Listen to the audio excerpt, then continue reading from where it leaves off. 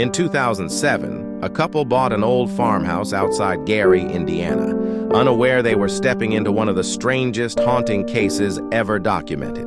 What they didn't know, what no one could have guessed, was that the house had once been the site of a string of unexplained deaths. And what came next would terrify even seasoned investigators.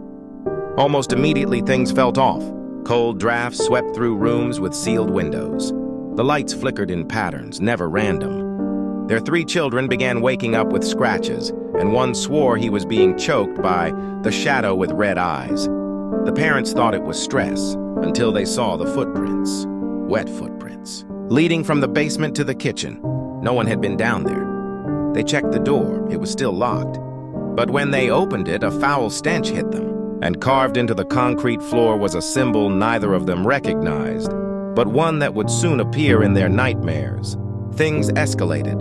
The mother reported hearing growling from under the children's beds. Their daughter began talking to someone who wasn't there, calling it the tall one in the closet. She said he had no face. When Child Protective Services got involved, a caseworker accompanied them to the home. As she walked through the hallway, she collapsed. Later, she claimed a force had pushed her down. Her handprint was burned into the wall. That's when the family reached out to the local church. A priest agreed to visit. He was skeptical until he entered the basement.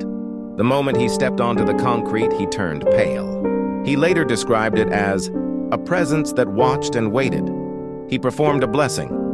The moment he finished, the lights shattered above him, and something unseen roared. The priest began a formal exorcism, but it never finished. The family fled the house days later, leaving everything behind, and what they left didn't stay silent. Years later, a documentary crew visited the abandoned property. Cameras captured movement, shadows pacing behind broken blinds. One cameraman refused to return after reviewing the footage. In one frame, just behind him, was a hand reaching from the wall. The house has since been demolished, but the land remains. And some say at night you can still hear the growling coming from where the basement used to be.